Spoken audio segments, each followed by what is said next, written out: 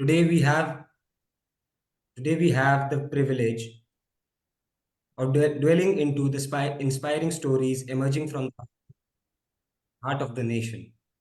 A spotlight today is on IAS Vineet Nandanwar, the collector and district magistrate of Dantewada district in Chhattisgarh. An IAS officer of the 2013 batch, Mr. Nandanwar has exemplified dedication and resilience in his tireless efforts within the insurgency hit district. His leadership has not only steered the administration through challenging times, but has also yielded remarkable results in the realm of education, and under his guidance, a staggering 68 students from Dantewada district have triumphed in the National Eligibility Cum Entrance Test and Joint Entrance Test in 2023, which is a testament to the transformative power of effective governance. To guide us through this session, we have Dr. Navneet Anand, the Editor-in-Chief of Bureaucrats India. With over 25 years of journalistic experience, Dr. Anand brings a wealth of insight and perspective to our discussion. We also have Mr. Jinendra Parakh, a well-known PR strategist with us to carry this conversation. Without further ado, I'd like to invite Dr. Anand to carry forward, please. Over to you, sir. Thank you, Namaskar. Thank you, Divyansh, for that introduction. दोस्तों, आज दिसंबर 11, 2023 के special edition में आपका स्वागत है। Bureaucrats India dialogue में आज हमारे साथ श्री विनीत नंदनवार, जो आईएएस हैं छत्तीसगढ़ काडर के और अभी दांतेवाड़ा जिले के कलेक्टर, वो उनका हमारे साथ आज आना हुआ है। बहुत बहुत धन्यवाद आपका विनीत जी, बहुत आपने समय निकाला। धन्यवाद और आप सभी का भी स्वागत है। विनीत जी, शुरू करते हैं। मैंने आपके बारे में पढ़ा सुना, काफी प्रेरणादायक आपकी यात्रा रही है। एक छोटे से जगह जगदलपुर से निकलकर और भगवान की ऐसी कृपा रही कि आप छत्तीसगढ़ काडर में ही मिल गया आपको। तो हमारे आज के जो बहुत सारे युवा वर्ग हैं, जो मैं कहूँगा कॉरपोरेट की तरफ ज़्यादा प्रभावित हो रहे हैं, आपको किस तरह से ये प्रेरणा मिली कि एक सिविल सर्विसेज मुझे करना चाहिए, उसके बारे में बताएं। बचपन में वैसे स्टार्टिंग में चाचा जी मुझे बोलते थे कि कलेक्टर बने, तुम्हें कलेक्टर बनना है, तो बेसिक प्रेरणा वहाँ से थी। बट जैसे जैसे मैं इन चीज़ों के बारे में, जब बहुत छोटा था, मुझे लगता है कि 7वीं 8वीं पढ़ता था, तब चाचा जी कहते थे कि कलेक्टर बनना है। बट समय के साथ मैंने देखा कि ये जो सर्विस है, इंडियन एडमिनिस्ट्रेटिव सर्विस है, तो इसमें काम करने का बहुत ज़्यादा स्कोप है और मुझे लगता है कि जो सेटिस्फैक्शन लेवल है, तो वो आज मुझे लगभग 10 साल हो गए नौकरी करते हुए, 10 साल से ज़्यादा हो गए। तो आपको जो सेटिस्फैक्शन इस जॉब से मिलती है, तो वो मुझे लगता है कि वो कहीं और इसमें नहीं है। जब मैं किसी की मदद कर पाता हूँ या कुछ ऐसा काम कर पाता हूँ जिससे मतलब लोगों को फायदा मिल सके, तो वो सेटिस्फैक्शन जो मिलता है, वो सच में उसके लिए मेरे पास शब्द नहीं। जी, सेटिस्फैक्शन और लेकिन मैंने ये भी पढ़ा कि आप शायद शिक्षक के लिए एक किसी इंटरव्यू साक्षात्कार में भाग लिया था आपने, शायद वहाँ आपका चुनाव नहीं हो पाया, वो क्या था? 2004 की बात है कि मेरा ग्रेजुएशन हो गया था और उसके बाद उस समय छत्तीसगढ़ में शिक्षाकर्मी की जो जॉब निकलती थी, तो उसमें इंटरव्यू दिया था मैं, तो मुझे उसमें मैं फेल हो गया था। इंटरव्यू के बाद मेरा सिलेक्शन नहीं हो पाया था।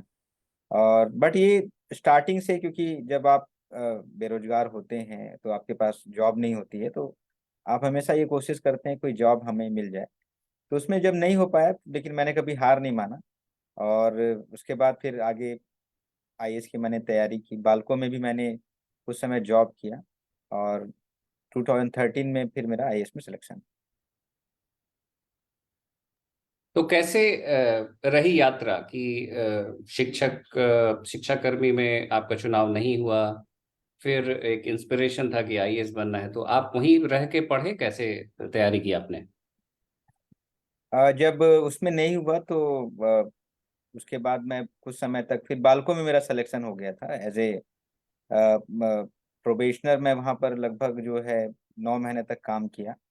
और काम करने के बाद, क्योंकि काफ़ी थोड़ा मतलब जो स्मेल्टर प्लांट होता है उसमें काम करना थोड़ा कठिन होता है, तो बाद में मुझे इस चीज़ को मैं रियलाइज़ किया कि मैं इसे और बेहतर कर सकता हूँ। 9 महीना काम करने के बाद फिर मैं तैयारी करने के लिए, बाद फिर उस जॉब को छोड़ने के बाद मैं तैयारी करने के लिए फिर दिल्ली चला गया।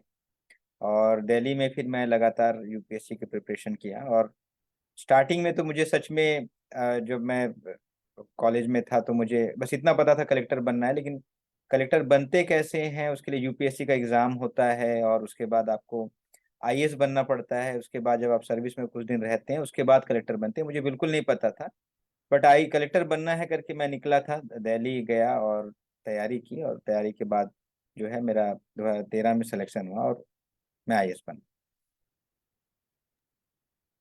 My dear friends, you're watching this special edition of BI Dialogues. Today is December 11 to 2023. And as we say, our tagline say, we celebrate stories of good governance and heroes who inspire society. And today we have with us Vineet Nandanwar, an IAS of 2013 batch. You just heard from him after having rejected, because he perhaps needed a job. So he went and appeared for an interview for a teacher. He was rejected, thank God.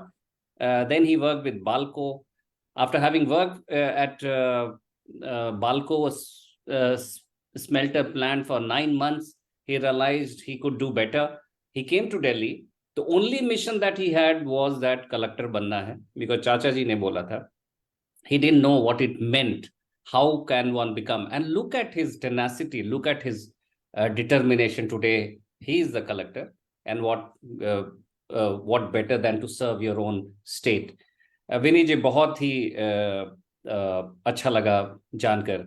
अब चलते हैं आपके काम के तरफ। तो सबसे पहले बताइए कि आप एक बहुत ही डिफिकल्ट टेरेन में काम कर रहे हैं। It's a Naxal affected area, known for many not many good things. तो कैसी रही आपकी यात्रा as a collector DM? Sukma, इसके पहले मैं सुकमा में लगभग 2 साल कलेक्टर था। और उसके बाद मैं दंतेवाड़ा में लगभग 1.5 साल मुझे यहाँ पर कलेक्टरशिप हो गए हैं। तो निश्चित रूप से ये एरिया जो है हम सब जानते हैं नक्सल अफेक्टेड एरिया है, और कई जगह पे पहुँचना आज भी मुश्किल है और कठिन भी है। तो यहाँ पर काम करने का अपना एक चुनौती होती है। कई जगह पे कनेक्टिविटी के इश्यूज हैं, क्योंकि नक्सल सड़क बनने नहीं देते हैं, बिजली नहीं पहुँच पाई है, और इस तरह के कई इश्यूज हैं। बट ये रहता था कि मुझे पता है कि development is a slow and painful process.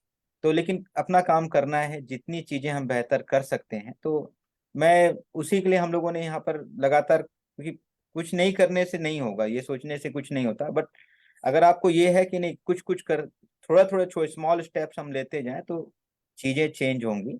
और यही मेरा सोच था। तो जब मैं सुकमा कलेक्टर था, दंतेवाड़ा कलेक्टर था, और क्योंकि मैं खुद जगदलपुर का रहने वाला हूं तो मुझे यहाँ के लोगों की नीड पता है। तो उसी के हिसाब से कि उनकी बेसिक नीड्स क्या हैं, उनकी क्या सबसे ज़्यादा ज़रूरतें हैं, और उसी के आधार पे हम लोगों ने यहाँ पर पूरा लगभग मुझे 3.5 साल इस एरिया में हो गया। क्योंकि मेरा मतलब 1998 के पहले तो बस्तर जिला जो है, बस्तर संभाग बस्तर जिला हुआ करता था। बाद में सुकमा दंतेवाड़ा बना, तो मुझे अपने ही जिले में काम करने का मौका रहा है। तो उसी के हिसाब से मैंने काम किया। चाहे वो आप देखेंगे कि लगभग दोनों जिले मिला के अभी तक हम लोगों ने 55,000 से ज्यादा जाति प्रमाण पत्र हम लोगों ने बनवाए हैं। इसके अलावा अभी दंतेवाड़ा है, दंतेवाड़ा में 3 ग्राम पंचायतें ऐसी थी जहां मतलब नक्सलिज्म की वजह से आज़ादी के बाद से वहां पर बिजली नहीं पहुंची थी। वहां पर हम लोगों ने बिजली पहुंचाने का काम किया। कई सड़कों पे हम लोगों ने काम किया। और जो बेसिक है, जो मैं बोलूँगा कि एजुकेशन की बात करें, हेल्थ की बात करें, और आपका सुपोषण की बात करें, तो सारे एस्पेक्ट पे हम लोगों ने लगातार काम किया है। क्योंकि ये क्योंकि एक परसेप्शन चलता है जब भी आउट ऑफ छत्तीसगढ़ लोगों से बात करें, दंतेवाड़ा और सुकमा की बात करें, तो ऐसा माहौल है कि बस मतलब आप सुकमा दंतेवाड़ा में आएंगे, हर तरफ ब्लास्ट हो रहा होगा और आते साथ नक्सली आपको उठा के ले जाएंगे। तो एक परसेप्शन चेंज जी। करने का भी हमारे लिए हमेशा एक टास्क रहा है। तो अभी जैसे दंतेवाड़ा में, क्योंकि माँ दंतेश्वरी की धरा भी है, तो अभी टूरिज्म को लेके हम लोगों ने अतुल्य दंतेवाड़ा में काफी सारे प्रोजेक्ट लिए हैं, जिसमें रिवर फ्रंट और आपका कॉरिडोर का निर्माण है।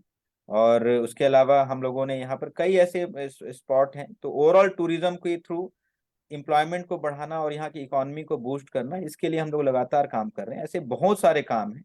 और जैसे कि आप लोगों ने बताया भी कि यहाँ पर जो छूलो आसमान संस्था है, उसमें 65 बच्चे लास्ट बार जो है एनईटी में सेलेक्ट हुए हैं, और हम लोगों ने इसको और भी इस बार उसका दायरा को हम लोगों ने बढ़ाया है। और तो ऐसे कई सारे काम है। पीएससी यूपीएससी की कक्षाएं संचालित हो रही हैं। और क्योंकि मेरे को लगता है, जो मेरी जर्नी के दौरान मुझे जो सबसे ज्यादा चीजें मैं फील करता हूँ कि यहाँ के बच्चों को गाइडेंस की बहुत ज्यादा जरूरत है। क्योंकि यूपीएससी में मेरा चौथा अटेम्प्ट में सिलेक्शन हो पाया, तो मैंने जो सबसे ज्यादा फील किया कि आपको गाइडेंस बहुत ज्यादा जरूरी है। तो हम लोग यहाँ पर मार्गदर्शन कार्यक्रम भी चला रहे हैं। इस तरह से हर एक फील्ड में हम लोग काम कर रहे हैं। और मेरा हमेशा से कोशिश होता है कि कोई एक दिखाने वाला काम ना किया जाए, जिससे कुछ बेसिक्स पे काम किया जाए, जिससे सच में लोगों को फायदा हो। जैसे एक छोटा सा काम लोगों ने राजस्व विवाद मुक्त ग्राम चालू किया था, उसमें हम लोगों ने, हमारा ट्राई ये था, क्योंकि देखिए यहाँ के लोग बहुत सीधे हैं, वो आप तक पहुंचने के लिए थोड़ा संकोच करते हैं। और तो हम लोगों ने, और हमारे लिए कोई भी रेवेन्यू रिकॉर्ड जो होता है वो कागज होता है, या रेवेन्यू केस होता है, बट वो उनके लिए जमीन होता है। तो इसके लिए हम लोगों ने हर गांव में, हर मोहल्ले में हम लोगों ने कैंप लगा के निराकरण किया इसके लिए। और उसका काफी अच्छा इम्पैक्ट रहा। तो काफी, मतलब मुझे लगता है कि कई हजार, जैसे 16,000 ज्यादा जाति प्रमाण पत्र दंतेवाड़ा में बने, और 20,000 ज्यादा, और कई रेवेन्यू के मैटर हम लोगों ने वहां पर रिजॉल्व किए, और जिसके लिए हम लोगों को नेक्सस ऑफ गुड अवार्ड भी इस जिले को, इस काम को करने का कारण मिला है।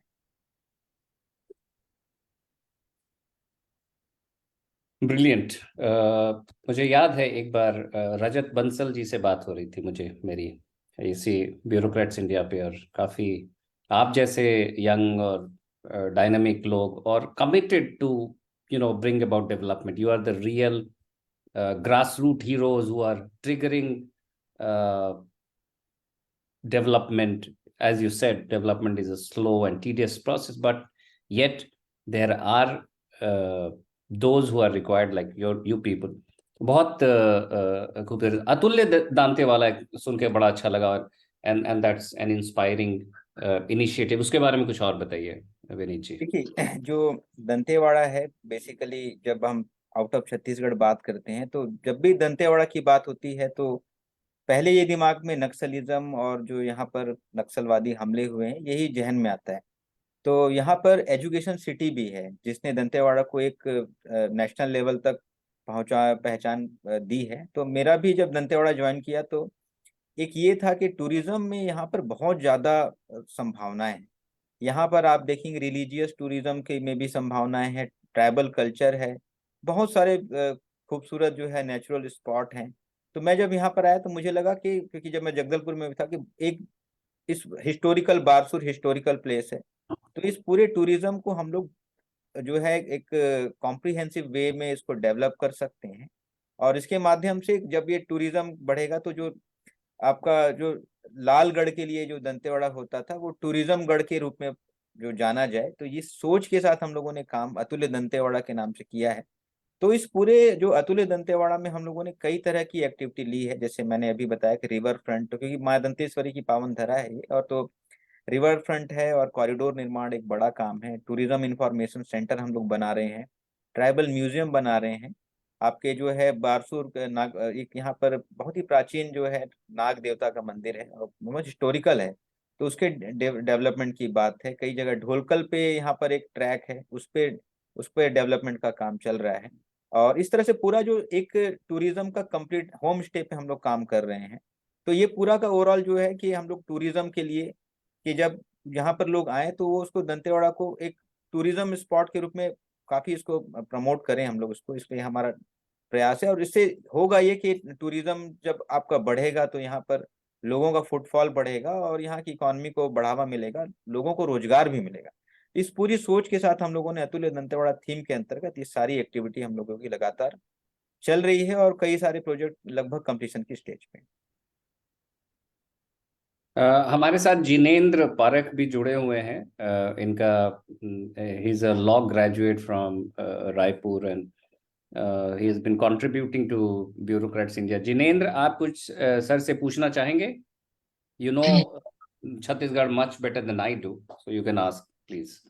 सर, जो दंतेवाड़ा टूरिज्म के लिए काफी पॉपुलर है और नेशनल और इंटरनेशनल लेवल के जो टूरिस्ट है वो लोग भी, डोलकल गणेश जी हो गया या वहाँ का जो फागुन मड़ई हो गया, इस पर 10-10 दिन के लिए वहाँ पे रिसर्च करने के लिए आते हैं, डॉक्यूमेंटेशन, वीडियो, फोटोज इसके लिए आते हैं। कुछ लोगों के मन में ये मिथ है कि हम जाएंगे तो वहां पर सेफ रहेगा कि नहीं रहेगा। तो एडमिनिस्ट्रेशन की तरफ से ऐसा कोई इनिशिएटिव लिया गया हो कि कोई टूरिस्ट आएगा तो उसकी सेफ्टी रहेगी, ये मतलब ये मिथ बस्ट हो जाए, और ऐसा कुछ अगर आप बताना चाहें तो। नहीं, निश्चित रूप से जब हम लोग इस पूरे प्रोजेक्ट पे काम कर रहे हैं तो इसकी जो टूरिस्ट की सेफ्टी पे हमेशा पूरा एक ओवरऑल फोकस रहेगा। इसके लिए हम लोग जो है लोकल पुलिस की भी जो है के साथ कोऑर्डिनेट कर रहे हैं, लोकल गाइड को ट्रेनिंग देने की बात कर रहे हैं, और ऐसे प्लेसेस पे ही हम लोग टूरिज्म को बूस्ट कर रहे हैं जहाँ पर अभी जो प्लेस सेफ है, जैसे मुचनार की बात करूँ, छिंदनार की बात करूँ या बारसूर की बात करूँ, तो अभी कुछ एक निश्चित रूप से कुछ एक एरिया ऐसे हैं जहाँ पर जाना जो है संभव नहीं हो पाएगा या थोड़ा सा रिस्की रहेगा। तो ऐसे जगह पे हम लोग प्लान भी अभी इन फ्यूचर जब वहाँ पर चीजें सिचुएशन ठीक होगी तो वहाँ पर प्लान करेंगे। बट अभी जितने जगह पे हम लोगों का प्लान है वहाँ पर टूरिस्ट आ भी रहे हैं, टूरिस्ट रुक भी रहे हैं, और ना केवल इंडिया से बल्कि आउट ऑफ इंडिया जो जो फॉरेनर भी आ रहे हैं, रुक रहे हैं। तो पूरी सिक्योरिटी उसके सिक्योरिटी क्योंकि के लिए भी हम लोग लगातार काम करें। और ये जो सबसे बड़ी बात है कि जैसे जब टूरिज्म बढ़ता है तो जब विदेश से लोग आते हैं तो उनके साथ कैसा बिहेव करना है, उनके साथ कैसा ट्रीट करना है, किसी प्रकार की जो चीटिंग नहीं करना है, यह जो सारी चीजें जो एक टूरिज्म के पॉइंट ऑफ व्यू से इम्पोर्टेंट है, इसके लिए हम लोग एक पूरा प्लान्ड वे में लगातार इसमें आगे बढ़ थैंक यू सर। और कुछ जिनेंद्र? सर, एक जो एजुकेशन सेक्टर से जो आपने छूलो आसमान पर बताया, तो चांस इनिशिएटिव आपने शुरू किया था। बहुत बार ऐसा होता है कि किसी का सिलेक्शन 12th में नहीं होता, फिर ड्रॉप ले लेता है, उसके बाद उसे लगता है कि अब कोचिंग का फिर से पैसा बहुत लगेगा, पेरेंट्स के ऊपर प्रेशर बनेगा, फाइनेंशियल प्रेशर बनेगा, इमोशनल प्रेशर भी आ जाता है कि नहीं हुआ यहाँ सिलेक्शन, अब तो नहीं होगा। तो ये जो सेकंड चांस इनिशिएटिव है सर, इसका आइडिया कैसे आया और कैसे इसको एग्जीक्यूशन करने का आपने सोचा? देखिए, मैं मुझे लगता है कि मैं अपनी असफलता से ही ज्यादा चीजें सीखा हूँ। चौथे अटेम्प्ट में मेरा यूपीएससी में सिलेक्शन हुआ तो जब मैं दंतेवाड़ा ज्वाइन किया तो छूलो आसमान ऑलरेडी चल रहा था।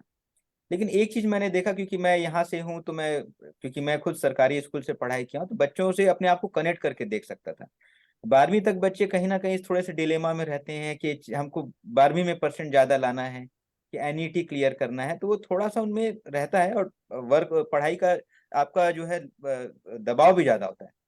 तो मैंने ये चीज देखा कि यहाँ प्रतिभा की कोई कमी नहीं है, केवल जैसे किसी का 12वीं तक सिलेक्शन नहीं हो पाया, तो मेरे दिमाग में ये था कि अगर आते साथ ये सोचा कि मैं भी फेल हुआ, कि अगर मुझे 1 साल और मौका मिल जाता तो मैं शायद अच्छा कर लेता। तो इसी सोच के साथ मैंने ये देखा कि जो बच्चे हैं को जो हमारे जो बच्चे 12वीं तक जिसका हम लोगों ने हैंड होल्ड किया, उनको पढ़ाया, सब कुछ किया, 12वीं के बाद हम अचानक से उनको छोड़ देते, तो वो चीज मुझे गैप लगी। तो मैंने उनके लिए एक ड्रॉपर बैच स्टार्ट करवाया। सारी खाने जो व्यवस्था एज इट इज, खाने की व्यवस्था, रहने की व्यवस्था, सारी व्यवस्थाएं हम लोगों ने उसी प्रांगण में, उसी प्रीमाइसेस में हम लोगों ने की, और इसका बहुत अच्छा रिजल्ट रहा है। जैसे कि मैं अब आपको बताऊंगा कि पिछले बार जो है 30 में से 28 बच्चों का जो है ड्रॉपर बैच में से एनईटी जेई में सिलेक्शन हो गया। तो वो हमारे लिए, जब मैं स्टार्ट किया था तब मुझे उसके रिजल्ट के बारे में नहीं पता था, बस मुझे इतना पता था कि मैं, क्योंकि कोई 1 साल और मुझे सपोर्ट कर देता तो शायद अच्छा हो जाता, इस सोच के साथ मैंने उनको स्टार्ट किया। तो काफी बढ़िया रिजल्ट रहा, और अब यहाँ के इस बार भी हम लोगों का लगभग ड्रॉपर बैच 30 से ज्यादा बच्चों का चल रहा है। अभी उनको भी एक भरोसा हो गया, चलिए अगर किसी वजह से हमारा 12वीं में नहीं हो पाता है, 12वीं तक एनईटी जेई क्लियर नहीं हो पाता, तो जिला प्रशासन उनके साथ एक और साल के लिए खड़ा हुआ है। तो वो बच्चों का अब जो है मोराल काफी बढ़ा है। और एनईटी जेई की क्लासेस जो पहले केवल बालूद और कारली में चलती थी, हम लोगों ने एजुकेशन सिटी को भी उसमें इंक्लूड कर लिया है, तो उसका दायरा भी बढ़ाया है। तो मैं उम्मीद कर रहा हूँ कि जो इस साल जो 65 जो रिजल्ट रहा है, इसमें काफी मैं 100 प्लस से ज्यादा की उम्मीद कर रहा हूँ, और मैं 100% कॉन्फिडेंट हूँ कि ये रिजल्ट जरूर आएगा। और क्योंकि इस बार हम लोगों ने जो है एक और चीज हम लोगों ने किया था, जैसे हम लोग यूपीएससी की प्रिपरेशन करते हैं, क्योंकि मैंने बोला कि गाइडेंस सबसे बड़ी चीज है, गाइडेंस बड़ी चीज है। तो यूपीएससी की प्रिपरेशन करते हैं तो हम लोग मंथ वाइज, डे वाइज और रिवीजन की स्ट्रैटेजी बनाते हैं। एग्जैक्टली मैं और मेरे पहले जो सीईओ जिला पंचायत थे वो खुद आईआईटीएन थे, तो उन्होंने, हम लोगों ने मिलके एक प्लान बनाया कि बच्चों को कैसे पढ़ाएं, कैसे पढ़ना है, किन किताबों से पढ़ना है। तो ये इसका काफी सकारात्मक प्रभाव देखने को मिला है और अच्छा ही रिजल्ट है। Thank you sir. Wonderful. So, Vinit ji, are there private coaching institutes that are helping, or who are the teachers? How is the teaching being done? यहाँ पर हम लोगों ने जो है, जो छूलो आसमान में, हम लोगों ने किसी प्राइवेट कोचिंग को इन्वॉल्व नहीं किया है। हम लोग जो है इसमें एक प्रॉपर एग्जाम के थ्रू, इंटरव्यू के थ्रू जो अच्छे टीचर्स हैं, हम लोग उनको यहाँ पर रिक्रूट करते हैं, जो डीएमएफ के थ्रू। और उन हम लोगों ने पूरा यहाँ पर, ताकि, और इसके लिए हम लोगों ने वेटिंग लिस्ट भी रखी हुई है। मान लीजिए कभी किसी टीचर का कहीं और सिलेक्शन हो जाए, तो कई सारे टीचर ऐसे हैं जो आईआईटीएन है या कच्चे किसी रेपुटेड इंस्टीट्यूट से उन्होंने अपना जो है इंजीनियरिंग कंप्लीट की है, और अभी तो वो लोग, ऐसे लोग यहाँ पर हैं और हम लोग उन्हीं के माध्यम से पढ़ाई कर पा रहे हैं। Okay, that is brilliant, because मेरा हमेशा ये कंसर्न रहता है कि इंस्टीट्यूशनलाइज आप चले गए उसके बाद क्या। तो आपने जो किया है वो आपने इंस्टीट्यूशनलाइज कर दिया एक तरह से चीजों को। आप दूसरा भी कोई आएगा कलेक्टर तो वो प्रोग्राम चलता रहेगा। That is amazing. आपको भारत के विकास में, अब हम लोग तो बहुत दूर तक आ गए हैं, लेकिन अभी भी जैसा आपने बताया बहुत सारे ऐसे पॉकेट्स हैं। There are pockets of lack of development amid a sea of prosperity all around, as is said in many instances. आपको क्या लगता है ग्रासरूट डेवलपमेंट का किस तरह का मॉडल होना चाहिए? Because what happens that you come as a district magistrate and collector, you implement a model, उसमें challenges किस तरह के हैं?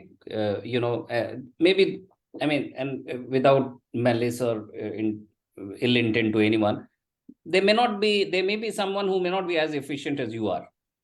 तो कैसे हम लोग प्रोसेसेस, और मैंने जो अभी पिछले 3 साल में ब्यूरोक्रेट्स इंडिया के माध्यम से बहुत सारे कलेक्टर से बात की, तो मुझे लगता है कि बहुत ही पैशन है, ड्राइव है, but they may be somebody who is not as driven, जो इतनी उत्साह ना हो। तो उसमें अगर चीजें इंस्टीट्यूशनलाइज हो जाएं, या 2-3 कौन से ऐसे काम किए जा सकते हैं ग्रासरूट डेवलपमेंट को थोड़ा सा और मोमेंटम देने के लिए?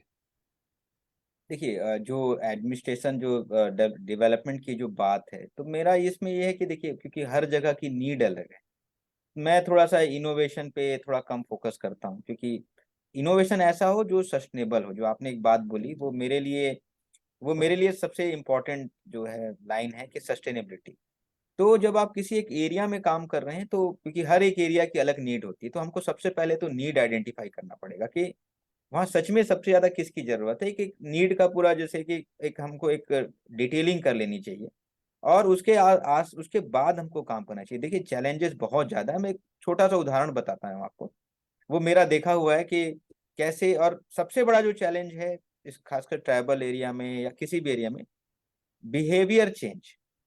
इनिशियली आपके हर प्रोजेक्ट को आपको पता होगा कि वो हो सकता है कि बहुत अच्छा हो, लेकिन प्रोजेक्ट सक्सेसफुल तभी है जब आप उसको, लोग उसको एक्सेप्ट कर लें। तो मेरा एक छोटा सा उदाहरण है, शायद मैं अपनी बात को उसके माध्यम से समझा पाऊँ। तो सुकमा में था, तो गिरदालपारा एक प्रोजेक्ट है, हाइड्रो बेस्ड पंपिंग प्रोजेक्ट है। इसमें बिना बिजली, बिना पानी के, इंडियन इंस्टीट्यूट ऑफ साइंस के एक साइंटिस्ट हैं, प्रोफेसर हैं, डॉक्टर पुनीत सिंह, उनके साथ मिलकर मैंने काम किया था। तो वहां पर वो हाइड्रो बेस्ड पंप है, जो पानी के जो है आपके वेग से ही, जो वेलोसिटी से ही जो है पंप इस तरह से डिजाइन है कि पानी ऊपर अपलिफ्ट हो जाता है और टंकी में आके फिर उसका पूरा इरिगेशन का पूरा मैकेनिज्म बन जाता है। तो ये बहुत अच्छा प्रोजेक्ट था। मुझे लगा कि बिना बिजली, बिना पानी के, केवल पानी के जो है धारा के ताकत से इरिगेशन हो पा रहा है। तो इनिशियली जब मैं समझा, तो मुझे लगा कि ये बहुत अच्छा प्रोजेक्ट है, और मैंने इस पे काम करना शुरू किया गिरदालपारा में। स्टार्टिंग में मैं आपको बता रहा हूँ कि उस गांव में मैं एक साल में लगभग 60 से 70 बार गया हूँ। बहुत पेनफुल था, ये पूरी जर्नी बहुत पेनफुल थी। स्टार्टिंग में लोग लेबर उनको बोलता था काम करने के लिए, लोग अपनी जमीन देने को, छोटा सा एक पैच चाहिए था, वो जमीन देने को रेडी नहीं थे। फिर धीरे धीरे हम लोग लगातार बात किए, फिर वो धीरे से एक व्यक्ति जमीन अपनी देने, क्योंकि उसी पॉइंट पे, क्योंकि सबसे हाईएस्ट पॉइंट पे हमको टैंक बनाना होता था जहाँ पर पानी हम लोग स्टोर कर सके और फिर इरिगेशन कैनाल डेवलप कर सके। तो वो फिर वो धीरे से वो रेडी हुआ और फिर हम लोग धीरे धीरे लगातार काम कर रहे थे। स्टार्टिंग में कोई नहीं आता था गांव में, फिर धीरे धीरे जब लोगों को समझ में आया कि प्रोजेक्ट अच्छा है, कि हर बार खुद कलेक्टर आते हैं, देखते हैं, बैठते हैं, तो लगभग 60-70 बार मैं एक साल के भीतर उस प्रोजेक्ट में गया हूँ। तो चलता रहा, एक कारवां चलता रहा, लोग जुड़े, धीरे से जुड़े। और जब ये पूरा प्रोजेक्ट शुरू हुआ तो पहले लोगों की जो है स्केप्टिक थे कि ये हो पाएगा नहीं हो पाएगा, बट जब पूरा एक साल बाद जो प्रोजेक्ट पूरा हुआ, कई सारे मतलब ऑफिसर भी इस चीज को लेके थे, सर ये क्या करवा रहे हैं, ये तो नहीं हो पाएगा, और रिलक्टेंट थे इस चीज को लेके। तो उनके बिहेवियर चेंज करना और गांव वालों का बिहेवियर चेंज करना, आखिरी में जब वो प्रोजेक्ट पूरा हुआ और उस इरिगेशन प्रोजेक्ट के माध्यम से हम लोग 80 एकड़ से ज्यादा लैंड को इरिगेट करने में सक्सेसफुल हो पाए। और मैं पूरे गांव उसके बाद पूरा मेरे से जुड़ चुका था। और मुझे आज भी याद है कि जब वो गांव ने इस प्रोजेक्ट को अपना लिया, तो जब भी मैं गांव में जाता था, पता चल जाता था, तो सारे लोग इकट्ठा होकर आ जाते थे। और जब वो प्रोजेक्ट पूरा हुआ, फिर गांव अभी तो लगभग लगातार, अभी मैं आपको बताना चाहूंगा कि वो इतना सस्टेनेबल प्रोजेक्ट है कि लगातार चल रहा है अभी भी। मुझे सुकमा से लगभग 1.5 साल हो गया वहां से दंतेवाड़ा आए हुए, लेकिन वो प्रोजेक्ट लगातार चल रहा है। और जब गांव में जब ये प्रोजेक्ट सक्सेसफुल हुआ, तो ये इंसिडेंट जो मुझे बहुत अभी तक, जो मैं बोल रहा था कि लोगों का जो आपके लिए सबसे बड़ा अवार्ड, जब लोग आप किसी के लिए कुछ कर पाते हैं और लोग आपको उसको रिकॉग्नाइज करते हैं, तो वो सबसे बड़ा अवार्ड होता है। तो एक परदेसी राम थे, तो वो मेरे पास आए, उनको पता चल गया कि सर कि आप ट्रांसफर होने वाला है। तो जब मैं गया तो मुझे पहली बार याद है कि उनकी वाइफ मुझे बैठी थी, वो काम भी नहीं करना चाहती थी। फिर उन्होंने अपने एक कैरी बैग में मुझे कुछ टमाटर, भिंडी, सब्जी ला के दिया। तो वो मेरे लिए बड़ा पॉइंटेड मोमेंट था। तो मैं पूछा कि फिर, तो बोले सर आपको देने के लिए हमारे पास कुछ ये नहीं है, यही हमारे लिए है, और आपने जो किया है वो हम लोग बता नहीं सकते। मतलब उसके आंख में आंसू थे। और फिर बाद में मुझे पता चला कि ट्राइबल जो एरिया में कोई भी, जो अगर पहला जो अन्न होता है, फसल होता है, वो अपने इष्ट को समर्पित करते हैं। तो वो मेरे लिए बहुत बड़ा सम्मान था, मैं उनका हमेशा शुक्रगुजार रहूंगा। तो और ये प्रोजेक्ट, इसके बाद आप देखिए, जब प्रोजेक्ट सक्सेसफुल हुआ तो छत्तीसगढ़ सरकार का इंडियन इंस्टीट्यूट ऑफ साइंस के साथ आपका एमओयू हुआ। अब ये प्रोजेक्ट ना केवल दंतेवाड़ा में चल रहा है, बल्कि ये गौरेला पेंड्रा मरवाही में चल रहा है, सुकमा में 4 और जगह में चल रहा है, ऐसे करके। और छत्तीसगढ़ सरकार ने इसको टेकअप किया और इसका एमओयू कर लिया इंडियन इंस्टीट्यूट ऑफ साइंस के साथ, क्योंकि बिना बिजली, बिना लाइट, बिना पानी, बिना बिजली, बिना ईंधन के ये प्रोजेक्ट चल रहा है, केवल पानी के उससे। तो ये सक्सेस रहा है। और मैं ये बोलना चाहूंगा कि निश्चित रूप से जब आप काम करते हैं तो बहुत चुनौतियां हैं, आपको हर दिन एक चैलेंज आएगा, आपको निराशा होगी कि यार मैं कर क्या रहा हूँ, कि लोग समझ ही नहीं रहे हैं, समझ नहीं रहे। बट मेरा कहना यह है कि हर दिन एक नया दिन है। आप लगे रहिए किसी काम को, उनकी बेसिक नीड को समझिए और उस पर लगातार काम करिए। और आपका प्रोजेक्ट तभी सस्टेनेबल हो पाएगा जब उसको लोग अपना लें। लोगों के बिहेवियर चेंज, मुझे लगता है कि सबसे कठिन काम है। अगर कोई भी प्रशासक उसमें अगर सक्सेसफुल हो जाता है तो वो प्रोजेक्ट सक्सेसफुल हो जाता है। और छोटे छोटे गोल रखिए, छोटे छोटे गोल रख के अगर आप काम करते रहते हैं, तो वो छोटा छोटा गोल धीरे से बड़े उसमें रिजल्ट में कन्वर्ट। ब्रिलियंट, आपको बहुत शुभकामनाएं उस प्रोजेक्ट के लिए। उसका कोई डॉक्यूमेंटेशन है? We would like to carry a story exclusively on that, and उसका कुछ मैं आपसे मैं शेयर कर दूंगा बात करके समझ लूँ। जी। जी। बहुत ही अच्छा लगा वो सुनकर। और आने वाले समय में विनीत जी, अभी तो 10 ही साल हुआ है, you have many more years in your feather, what are the kind of aspirations you have of serving people? ने मेरा यही किस तरह से आप और काम करना, आपका एक बहुत अच्छा मॉडल रहा है, बिकॉज आप लोगों की नीड समझ के मुझे वो बहुत अच्छा लगा कि every every posting that you will get, उसके एक अलग आयाम होंगे, अलग चैलेंजेस होंगे, और हर जगह से जाएंगे वहाँ के नीड और एस्पिरेशन अलग अलग होंगे लोगों को। तो need analysis lies at the core of good governance of course, and behaviour change forms one of the most challenging and critical task. Very well said Vineet ji. आने वाले दिनों में आपने क्या अपना वो गोल रखा है? अभी तो फिलहाल दंतेवाड़ा में हूँ और जो भी शासन मुझे रिस्पॉन्सिबिलिटी देगी, बट ये कोशिश मेरी हमेशा यही रहेगी कि जो भी काम करें सस्टेनेबल रहे। वो मैं थोड़ा इनोवेशन को लेके मैं थोड़ा सा मेरा ये सोचना रहता है कि इनोवेशन आप करिए बट वो सस्टेनेबल होना चाहिए। तो इनोवेशन भी जरूरी है लेकिन सस्टेनेबिलिटी मेरे लिए इंपॉर्टेंट है। और ऐसा काम मैं हमेशा अपने ये सोचता हूँ कि काम ऐसा करना चाहिए कि जिससे सच में जो अंतिम आदमी है उसको फायदा मिल सके और वो खुद उस काम को अपना ले। तो ये सोच के साथ जब भी मैं कोई काम करूंगा तो सस्टेनेबिलिटी मेरा सबसे पहला उद्देश्य रहेगा और दूसरा बिहेवियर चेंज किसी भी चीज के लिए। ये इसी और काम मतलब मैं ऐसा काम कर सकूं जिसको मेरे काम को सभी लोग रेप्लिकेट कर सकें। इस सोच के साथ ही मैं आगे बढ़ूंगा। आप फिटनेस एंथुजियास्ट भी हैं, जी। कैसे टाइम मैनेज करते हैं? नहीं देखिए, टाइम मैनेजमेंट जो है एक कला है। और आप देखेंगे कि अब मैं मानता हूँ हम लोग बहुत सारा समय अपना फालतू चीजों में खराब कर देते हैं। और विवेकानंद जी का एक कथन है जो मुझे बहुत प्रभावित करता है, जो कहता है कि मैं बहुत व्यस्त हूँ, बल्कि वो व्यस्त नहीं है, वो अस्त व्यस्त है। तो वो उसमें उस लाइन को लेके चलता हूँ और मुझे लगता है कोई भी ऐसा व्यक्ति नहीं है कि जो 1 घंटा अपने हेल्थ के लिए निकला सके। तो मैं ट्राई यही करता हूँ क्योंकि इसी बॉडी में मुझे रहना है। मालूम है मुझे कि काफी स्ट्रेसफुल जॉब होती है, कई बार लगातार काम करना पड़ता है। तो इस बॉडी में मुझे रहना है और मुझे इसको सही रखना है। तो मैं 1 घंटा किसी भी हाल में निकला लेता हूँ। और जब मैं एक्सरसाइज करता हूँ तो मुझे ये रहता है कि नहीं, आप जब एक्सरसाइज करते हैं तो आपको ये दिमाग में रहता है कि मुझे खाना भी हेल्दी खाना है, जो इतना मेहनत करके आ रहा हूँ तो अच्छा खाऊंगा तो ठीक रहेगा। तो ये इसी उससे मैं अब उसको फिटनेस का को है जो अपना एक दिनचर्या का मैंने हिस्सा बना। एक्सलेंट। आप ब्यूरोक्रेट्स इंडिया के जो लोग फॉलो करते हैं उनसे क्या कहना चाहेंगे? कैसा लगा आपको ये इनिशिएटिव हमारा? अ, सबसे पहले मैं आप लोगों को बहुत बहुत धन्यवाद दूंगा, आनंद जी, कि ये मेरा ब्यूरोक्रेट्स इंडिया के साथ पहला इंटरेक्शन रहा है। लेकिन मैं हमेशा से इसकी कहानियां आप लोग जो अच्छे ब्यूरोक्रेट्स हैं उनकी कहानियां लेके आते हैं, उनसे उनकी चर्चाएं करते हैं, उससे मुझे भी बहुत सारी चीजें हम लोगों को सीखने को मिलती है। तो ये बहुत अच्छा इनिशिएटिव है। और मुझे लगता है कि जब अच्छी चीजें बाहर आती तो हम जो युवा हमको देख रहे हैं ब्यूरोक्रेट्स को अपना रोल मॉडल मानते हैं, तो उनके लिए भी एक ये रहता है कि नहीं ठीक है कि हम और बेहतर कर सकते हैं। उनके लिए भी एक ये एक मोटिवेशन रहता है और हमारे लिए भी मोटिवेशन रहता है कि जब कोई एक ब्यूरोक्रेट्स बहुत अच्छा काम कर रहा है तो हम भी और बेहतर कर सकते हैं। तो लेकिन जो सबसे बड़ी बात है, इसके लिए मैं आप लोगों को धन्यवाद देना चाहूंगा कि इस प्लेटफॉर्म के माध्यम से आप सारी चीजों को एक जगह पे लाते हैं। उसके लिए आपको मैं पुनः एक बार धन्यवाद देता हूँ।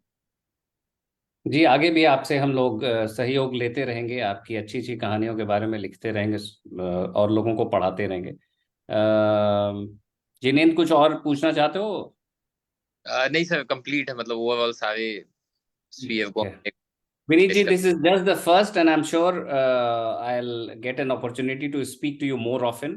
आपके यहाँ एक नई सरकार आई है, नई उम्मीद है, तो आपको हमारी पूरी टीम की ओर से बहुत धन्यवाद। मैं पूजा, विज्ञा, दिव्यांश, प्रेरणा, प्रज्ञा, सबकी तरफ से आपको बहुत शुभकामनाएं।